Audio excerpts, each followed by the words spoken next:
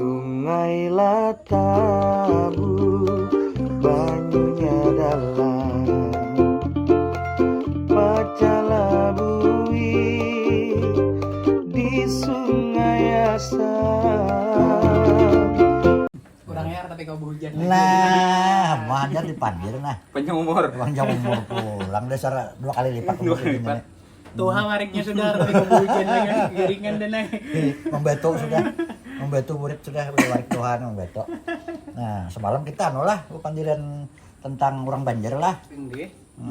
Jadi Ada ulun sudah melihat videonya. ada videonya lah. Sama ulun Nah, juga. semalam tuh kita berkisahan mengambil contoh di Sungai Tabuk.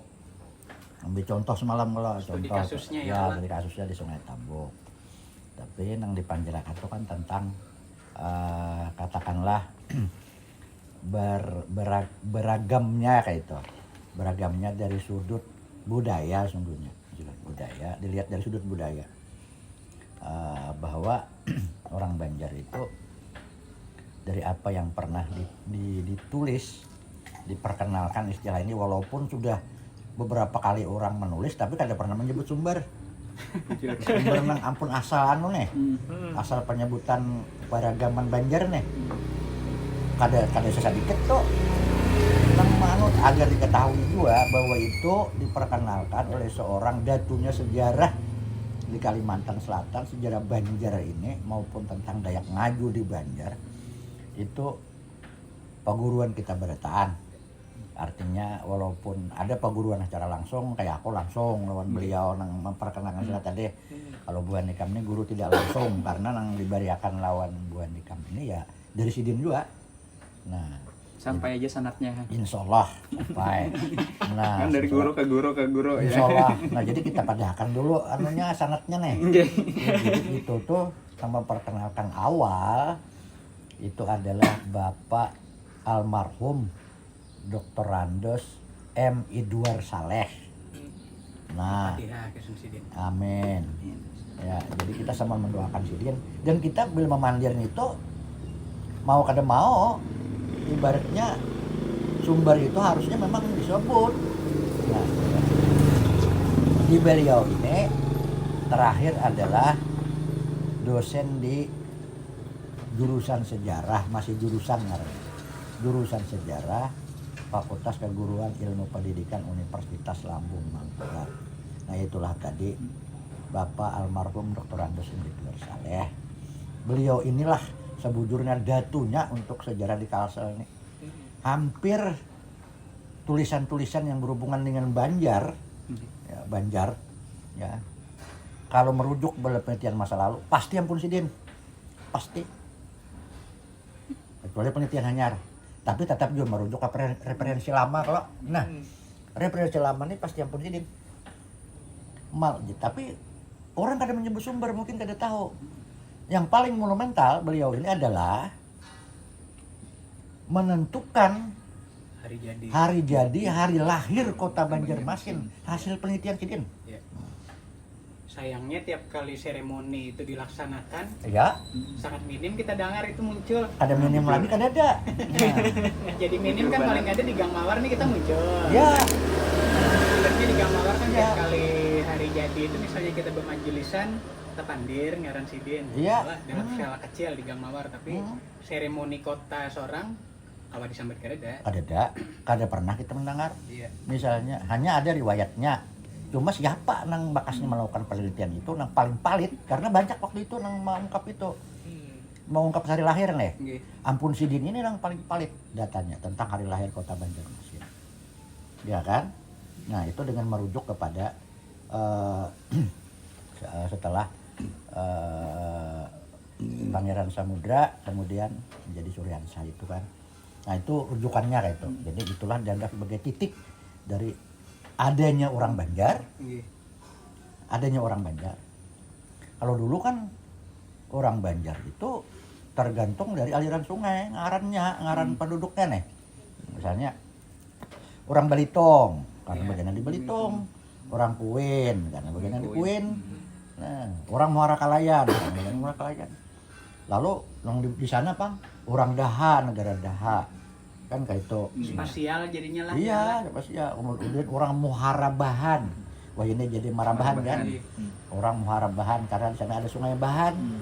Nah, jadi beliau inilah yang paling monumental, yakni melakukan penelitian dan itu diamini gitu. Hari lahir Kota Banjarmasin itu dari hasil penelitian beliau. Nah itu tuh kita generasi anom nih wajib tahu.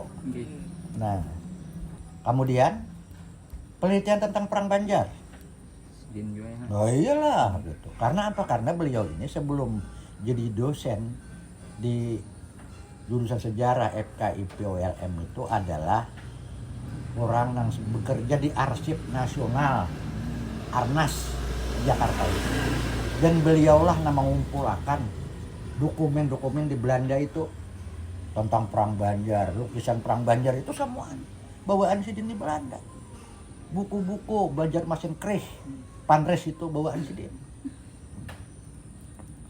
Jadi jadi banyak kita ini menulis itu kadang-kadang menyebut sumber gitu. Tapi kada apa-apa pahalanya pasti sampai on beliau kan. Iya, Karena Tuhan itu kada guring. Nah, ya kalau lain kayak kita bisa melandau. Nah, bisa terlewat.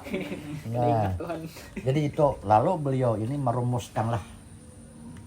Karena beliau ini memang aslinya orang Margasari. Aslinya itu.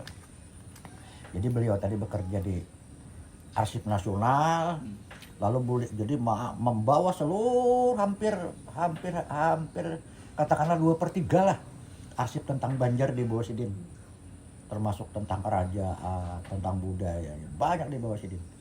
Nah lalu setelah Sidin semuaan itu ada di Arsip Nasional, bekas carian Paiduar tadi ada di bagian yang pernah ke Arsip Nasional membongkar tentang Kalimantan Selatan itu semuaan titisan paloh tulang Sidin di negeri di Belanda sana. Nah, jadi lalu pas Sidin kasihnya waktu itu di sini membuka anggarannya IKIP cabang Bandung. Nah, Sidin lah salah satu daripada orang yang paling tua senior yang mandu sini tadi IKIP cabang Bandung sebelum jadi jurusan sejarah FKIP Unlam nih. Lalu Sidin jadi dosen di sini, ada 2 orang waktu itu nan tua di sejarah nih kan, yakni almarhum Paiduar Saleh dan almarhum Hadiat Shah Talib. Nah ini, dan itu ada kaleng-kaleng juga Hadiat Shah Talib nih. Anak murid langsung dari Profesor Muhammad Yamin. Iya. Wah, yo. Peta lama Indonesia. Kalau kita membaca sejarah Indonesia lama, ini bukan kawa, kan kata tadi Muhammad Yamin. Iya. Memperkenalkan Gajah Mada siapa? Iya, Gajah Mada. Nah, kalau cerita tentang Sriwijaya, tentang Majapahit, Muhammad Yamin lah itu. Nah, untuk Indonesia di zaman purbanya. Nah, itu jadi datanglah Paiduar ke sini, lalu tadi Sidin juga sampatlah mangkopi arsip-arsip. Nah, ada di Arsip Nasional tadi, terutama berhubungan dengan Perang Banjar dan Kerajaan Banjar. Tapi Sidin ini juga sangat menguasai kebudayaan. Nah, tulisan Sidin monumental banyak. Sejarah Banjarmasin ada, Banjarmasin dengan kebudayaan sungainya ada, ya kan? Nah, kemudian gerakan sosial tentang Aling ada. Nah, lalu elit pergerakan nasional di Kalimantan Selatan ada. Sejarah pendidikan Kalimantan Selatan Ada, itu nang Tahanyar gitu kan. Ini nang lawas itu nang monumental lah ibaratnya. Orang kada menyebut sumber lagi. Padahal Sidin seorang. Ya tadi jadi kita nih agar kita nang anom-anom nih mengetahui lah siapa Paiduar itu. Nah, jadi memang idealnya tuh kita yakannya itu lah yang kayak adalah semacam kayak ruang Paiduar Saleh kayak itu kan, jakannya kawal di lembaga pendidikan tuh kan jakannya kayak itu, atau nama jalan kah ya kalau apresiasi ya kalau ya mbah supaya mengenang, karena beliau itulah yang penelitian Sidin itu hasil pembahasan Sidin karena diseminarkan itu seminar hari-hari Kota Banjarmasin diseminarkan. Nah lalu tadi beliau itu salah satunya yang banyak dicuplik oleh orang-orang mungkin karena kada tahu, malah ada yang sampai disertasi ada menyebut sumber Sidin itu malah parah banget disertasi menyambat ada orang Banjar Muara, Banjar Batang Banyu, Banjar Pauluan itu Sidin. Jadi orang tahunya yang terakhir tadi seolah-olah itu ampun nang tadi, padahal itu karena sumbernya ada disebut. Ada dalam not gitu, nah memang ada di kepustakaan, coba di not tuh ada. Nah, entah kealpaan kah atau kesengajaan kita nggak tahu lah ya mudah-mudahan kealpaan aja, sebagai manusia biasa ya Semoga. Allah, mudah-mudahan semoga kealpaan lah. Atau itu prasangka baik kita. sangka baik kita kealpaan aja kira-kira. Tapi dengan kesempatan ini Iya. orang jadi tahu itu. Gitu.